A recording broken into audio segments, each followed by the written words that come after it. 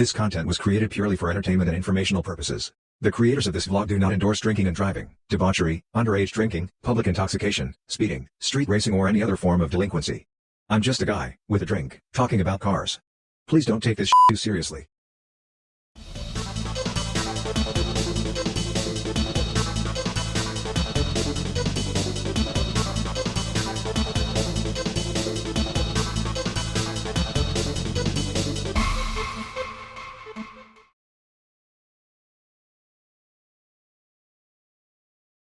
Welcome back to Cocktails and Crankshafts. It's your boy, the Killer Bee, the Fat Man, the Africanized Honeybee, the Car Guy Blog 05 at gmail.com guy, at 05car on Instagram, at 05car on Facebook, at 05car on Twitter. The word zero, Z-E-R-O, the number 5, fifth, the word car, C-A-R.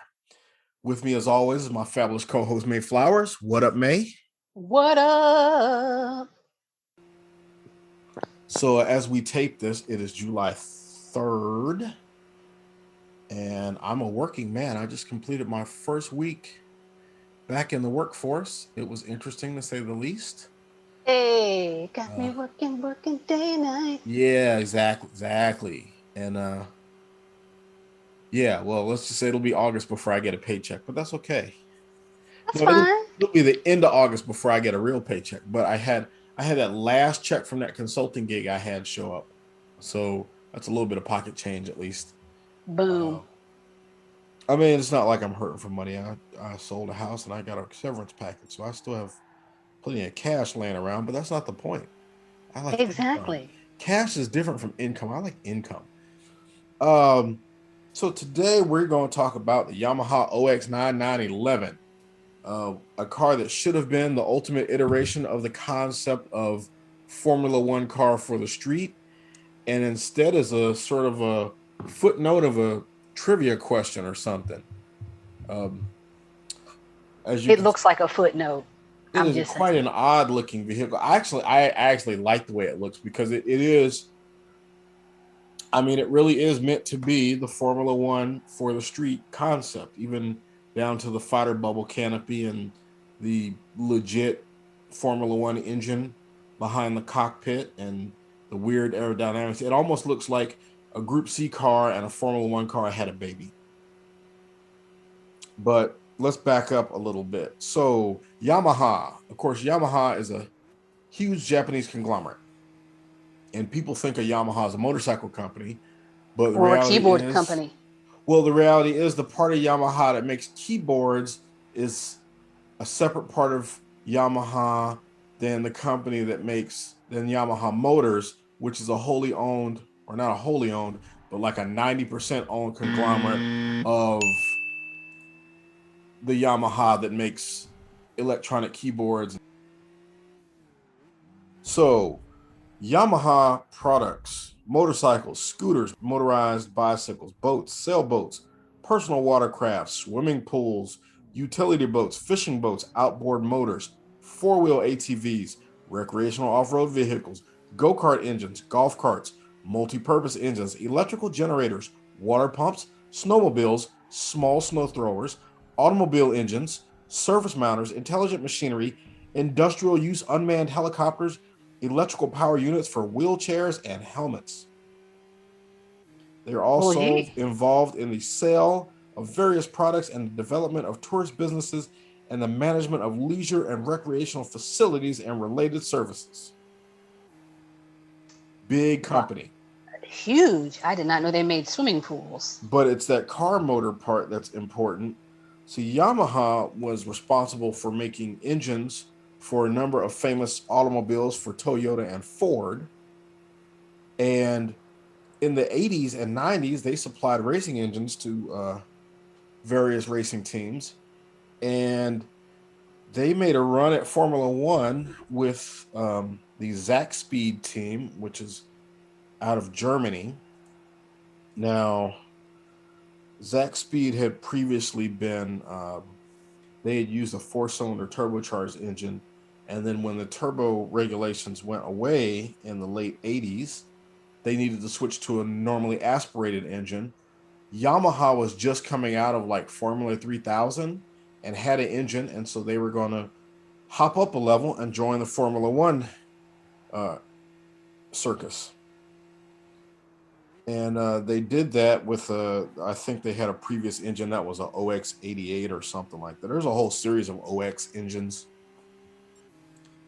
but the one that's important is the OX99, which was the 3.5 liter 70-degree V12 that was used to pitiful results in Formula One with the West Cigarette sponsored Zaxby's team.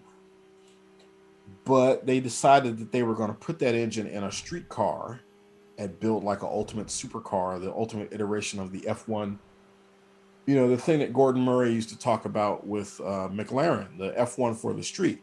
Well, the McLaren F1 was not that. I mean, it didn't resemble an F1 car. It had a big old 6-liter BMW engine that didn't have any relationship to a Formula One engine. They built a supercar, and then they said, well, we're a world championship winning Formula One team, so this is a Formula One car for the street. What Yamaha tried to do was much more direct by taking a Formula One engine as a stressed member with a carbon fiber chassis, originally to have a single seat, and that got nixed, so they added a second seat tandem behind the front seat. So you got that fighter jet cockpit, and there's a second seat behind the driver, actually. But who's riding in a car when you're racing it? Like nobody. It's not. That's just it, though. It's not a race car. Oh. It was legit meant to be a street car. And I personally, you know, different people have different opinions about the looks. I like the look. Is it practical? No, but neither is a Formula One car. And that's sort of the point. True. You know, it's like, to me, this is a truer development of the concept than even what McLaren did. I mean, here you can see the detail. It's got a Formula One style suspension. It's got the carbon fiber monocoque body with the built-in fuel tanks. It's got the legit detuned Formula One engine. It's got the aerodynamics. I think that this is truer to the concept that McLaren got. But there were some issues because Yamaha does not build cars.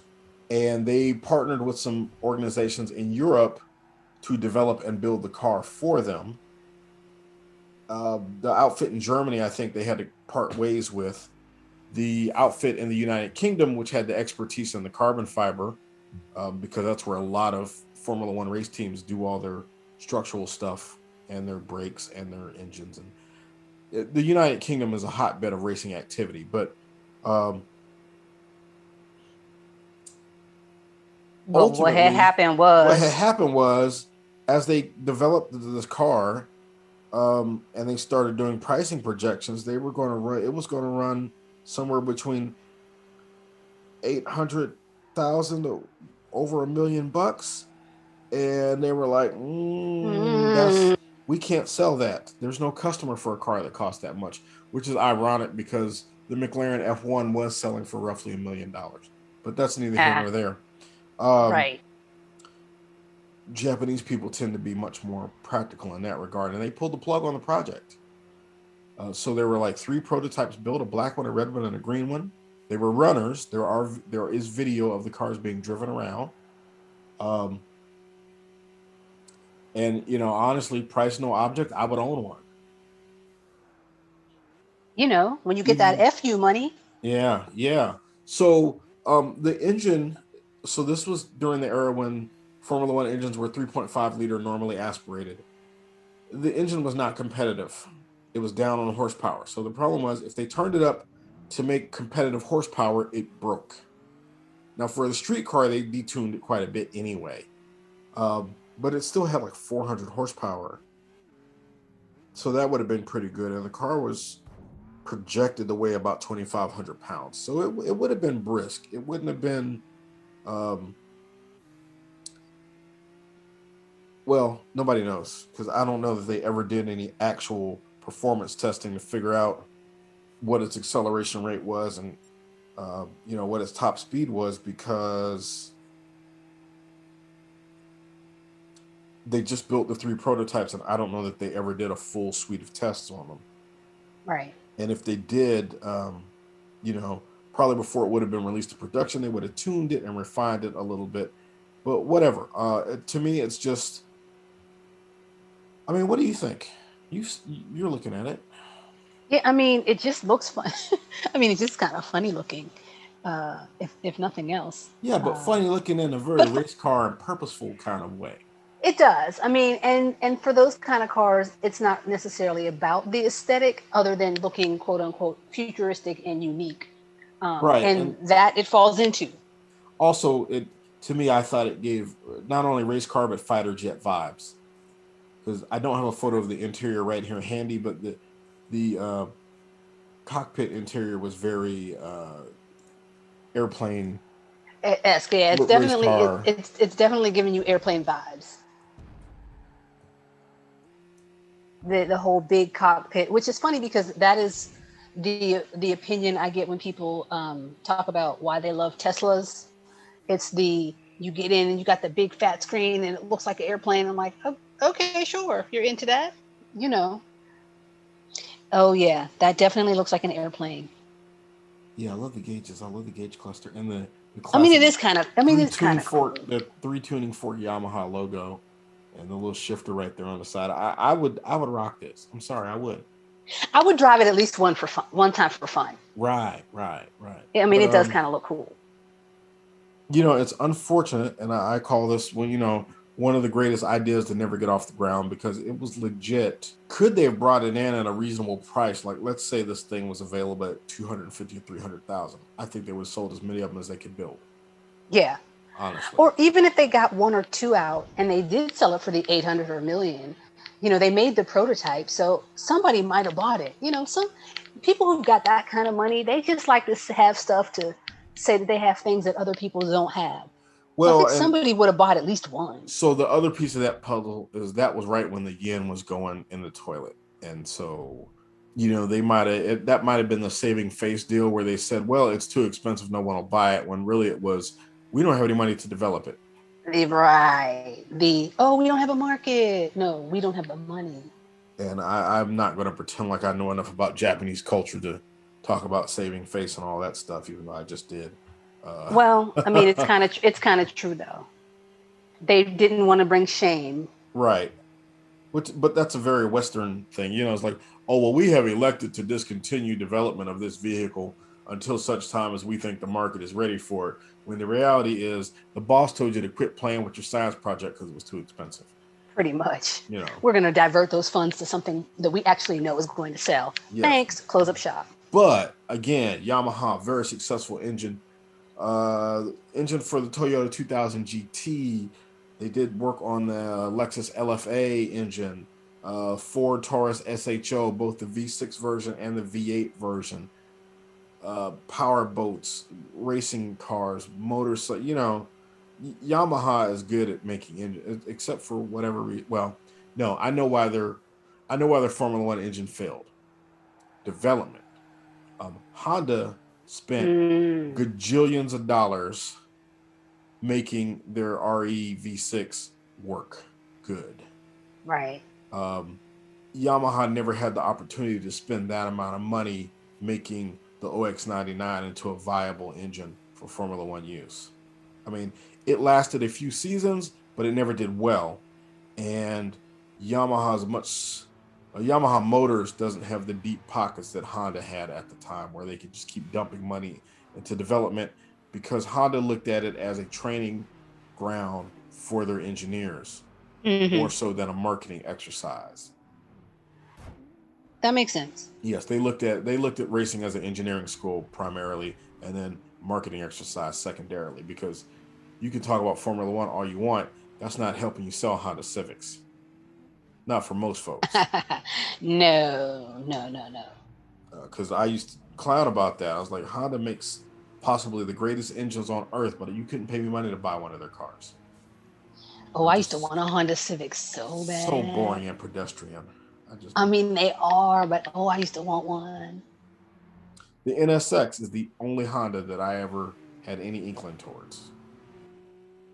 No, I actually like the new Honda Accords, or I guess the Honda Accords circa, I don't know if they've changed the model, 2019, 2020, when they changed the body shape. I wanted one of those, but I was like, they don't come in all-wheel drive, which I don't need, but dear husband has a thing about it. But I am diametrically opposed to all things Honda. Let me just say that. I just think the new Accords are cute, but for the most part, they're very, like you said, basic and pedestrian. The Japanese are definitely not known for style.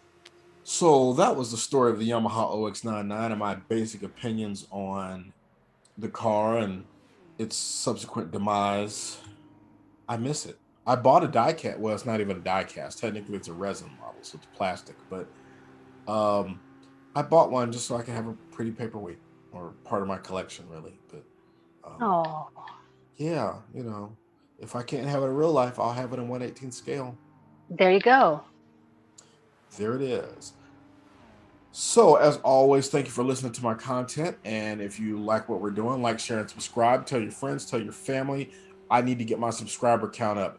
Do what you can. Help me save my channel. Please help me save a dying YouTube channel for only 99 cents a day. No, I'm not on Patreon yet. I am not on Patreon yet. This is a free channel. You will not hear me begging for money. I just need your clicks and your subscription, and for you to share. Just one click a day can help save a growing YouTube channel. For real. Like, for real. Watch one of my videos a day, every day for the next month. That would help me a whole lot.